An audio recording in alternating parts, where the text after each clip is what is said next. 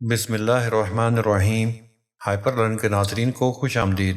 اسلام میں جب 4 شادیوں کی اجازت ہے تو حضرت فاطمہ سلام اللہ علیہا کی زندگی میں جب حضرت امام علی رضی اللہ تعالیٰ عنہ کی دوسری شادی ہونے لگی تو حضور صلی اللہ علیہ وآلہ وسلم نے اس شادی کو کیوں روک دیا؟ کیا واقعی حضرت علی دوسری شادی کرنا چاہتے تھے یا ان کے لیے کوئی چال چلی گئی تھی؟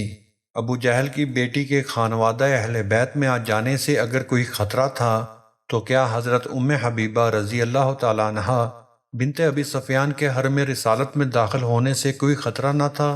کیوں حضور نے حضرت علی کو جویریہ بنت ابو جہل سے نکاح کرنے سے روکا اور خود حضرت ام حبیبہ بنت ابو سفیان سے شادی کی؟ دوستو، ویڈیو کو مکمل دیکھے بنا آپ اس بارے میں کوئی حتمی فیصلہ نہیں کر پائیں گے۔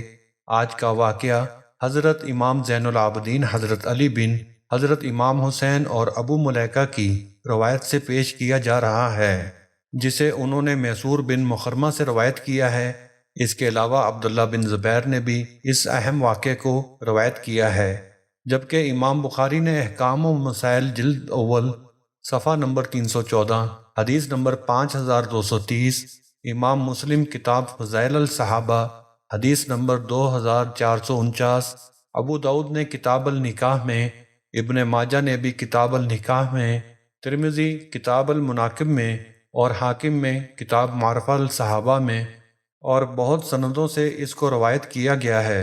اس واقعہ کی تفصیل کچھ اس طرح سے ہے کہ فتح مکہ کے فوراً بعد ابو جہل کا خاندان مسلمان ہو گیا، جس سے اس کی ایک خوبصورت کماری بیٹی بھی تھی۔ کچھ صحابہ نے مل کر حضرت علی کو مشورہ دیا کہ آپ ابو جہل کی بیٹی جویریہ سے شادی کر لیں۔ کچھ صحابہ نے نکاح کا پیغام جویریہ کے گھر بھیج دیا۔ ابو جہل چونکہ غزوہ بدر میں جہنم واصل ہو چکا تھا، اب اس کی 14 سالہ بیٹی کی کفالت ابو جہل کے 2 بھائیوں حارث بن ہشام اور سلم بن ہشام کے سپرد تھی۔ چونکہ سارا خاندان ہی فتح مکہ پر مسلمان ہو چکا تھا، یہ دونوں نکاح کا پیغام ملتے ہی نبی کریم صلی اللہ علیہ وآلہ وسلم کی بارگاہ میں حاضر ہوئے۔ دوسری طرف حضرت فاطمہ سلام اللہ علیہا بھی حضرت علی کے دوسرے نکاح کی باتیں صحابیات سے سن چکی تھیں اور حضور صلی اللہ علیہ وآلہ وسلم سے پہلے ہی اس کا ذکر کر چکی تھیں۔ جب دونوں بھائی حضور صلی اللہ علیہ وآلہ وسلم سے اپنے بھائی ابو جہل کی بیٹی کا نکاح حضرت علی سے کرنے کی اجازت کے لیے حاضر ہوئے تو حضور اکرم صلی اللہ علیہ وآلہ وسلم نے فرمایا، ہشام بن مغیرہ جو ابو جہل کا باپ تھا، اس کی اولاد حارث بن ہشام اور سلم بن ہشام نے اپنے بھائی ابو جہل کی بیٹی کا نکاح علی بن ابی طالب سے کرنے کی مجھ سے اجازت مانگی ہے، لیکن میں اس کی اجازت نہیں دوں گا، یقیناً میں اس کی اجازت نہیں دوں گا، ہرگز اس کی اجازت نہیں دوں گا۔ اور 3 بار یہ فرمایا، البتہ اگر علی بن ابی طالب میری بیٹی کو طلاق دے کر ان کی بیٹی سے نکاح کرنا چاہیں تو میں اس میں رکاوٹ نہیں بنوں گا، کیونکہ فاطمہ میرے جگر کا ایک ٹکڑا ہے، جو اس کو برا لگے وہ مجھ کو بھی برا لگتا ہے، اور جس چیز سے اسے تکلیف پہنچتی ہے اس سے مجھے بھی تکلیف پہنچتی ہے۔ اس کے بعد حضور صلی اللہ علیہ وآلہ وسلم نے فرمایا، میں حلال کو حرام اور حرام کو حلال نہیں کرتا، مگر خدا کی قسم اللہ کے رسول کی بیٹی اور اللہ کے دشمن کی بیٹی ایک جگہ جمع نہیں ہو سکتی۔ اس پر کوئی یہ شبہ کر سکتا ہے کہ رسول اللہ صلی اللہ علیہ وآلہ وسلم نے خود بھی شادیاں کی تھیں، تو پھر حضرت علی رضی اللہ تعالیٰ عنہ کو دوسری شادی سے کیوں روکا؟ کیوں اپنی بیٹی کے حق میں سوکن کو پسند نہ فرمایا؟ اب دیکھیں رسول اللہ صلی اللہ علیہ وآلہ وسلم کے معاملے میں کیا پیچیدگیاں واقع ہوتی ہیں۔ شرعاً آپ کی بیٹی پر بھی سوکن لانا آپ کے داماد کے لیے حلال تھا، اسی وجہ سے حضور صلی اللہ علیہ وآلہ وسلم نے بھی یہ نہیں فرمایا کہ ان کے لیے یہ فعل حرام ہے، بلکہ آپ نے خود تصریح فرمائی کہ میں حلال کو حرام نہیں کرتا۔ لیکن یہاں حضور صلی اللہ علیہ وآلہ وسلم کی ایک ہی شخصیت میں 2 مختلف حیثیتیں جمع تھیں۔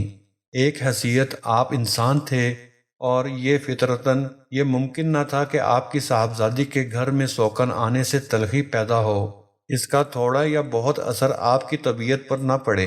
دوسری حیثیت میں آپ صلی اللہ علیہ وآلہ وسلم اللہ کے رسول تھے، اور رسول کی حیثیت سے آپ کا مقام یہ تھا کہ آپ کے ساتھ اگر کسی کے تعلقات خراب ہو جائیں اور کوئی شخص آپ کے لیے موجب اذیت بن جائے تو اس کے دین و ایمان کی بھی خیر نہ تھی۔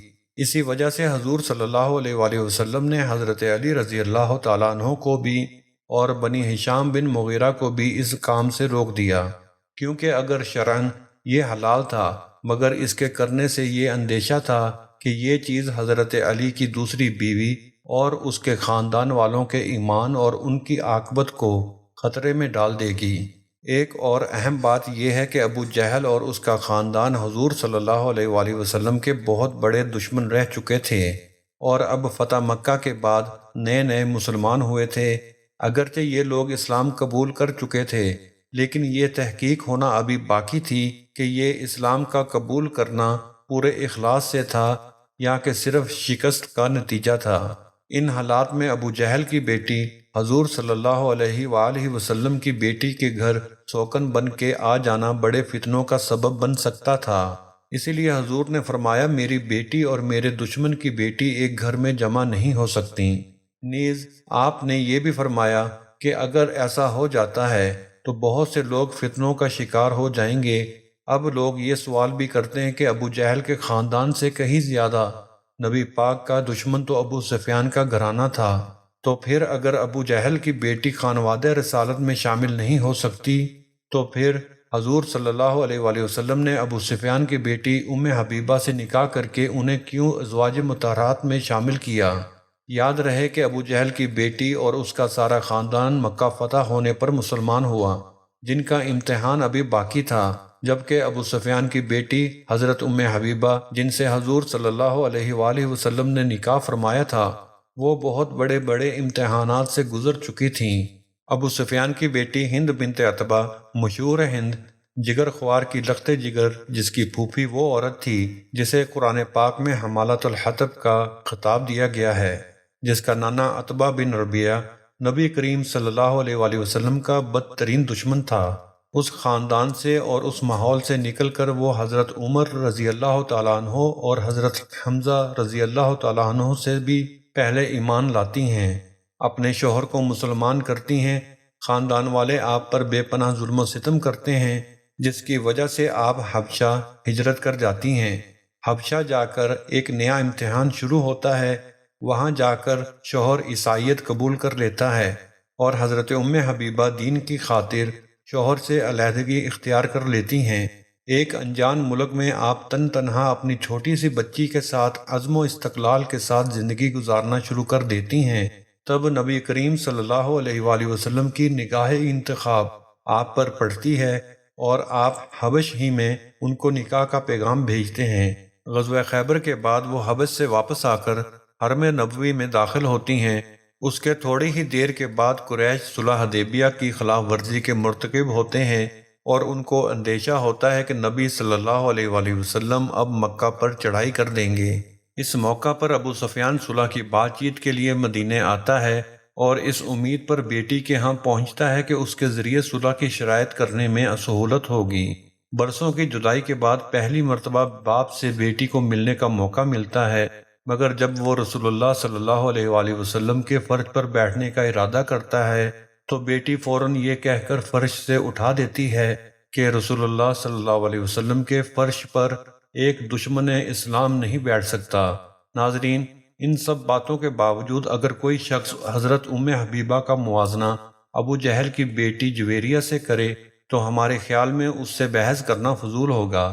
البتہ جویریہ کا حضرت علی رضی اللہ تعالیٰ عنہ کے گھر آنا فتنوں سے خالی نہ تھا، کیونکہ یہ ابو جہل کے خاندان کی سازش بھی ہو سکتی تھی کہ جن کو اسلام لائے ابھی چند مہینے بھی نہ ہوئے تھے۔ اور یہ بات یاد رکھیے کہ جویریہ کا نکاح حضرت امام علی رضی اللہ تعالیٰ عنہ سے نہ ہونے کا سب سے بڑا یہی سبب تھا کہ جو حضور صلی اللہ علیہ وسلم نے فرمایا، میری بیٹی اور میرے دشمن کی بیٹی ایک گھر میں جمع نہیں ہو سکتی۔ اللہ پاک مجھے اور آپ کو اور اس ویڈیو کو دیکھنے والے تمام افراد کو نبی پاک صلی اللہ علیہ وآلہ وسلم اور ان کی آل پاک سے سچی اور پکی محبت عطا فرمائے، اور روز قیامت ہمارا حساب کتاب اہل بیت کے ساتھ ہو۔ اللہ پاک ہمارے گناہ معاف فرما کر اپنے رحم و کرم اور فضل ہم سب پر فرما دے۔ کمنٹ سیکشن میں آمین لکھنا مت بھولیے گا، نہ جانے کس کی آمین قبول ہو اور ہماری دعائیں اللہ پاک کی بارگاہ میں مقبول ہو جائیں۔ ناظرین، ملتے ہیں اگلی نئی ویڈیو میں۔ اپنا اور اپنے ساتھ والوں کا خیال رکھیے گا۔ اللہ حافظ۔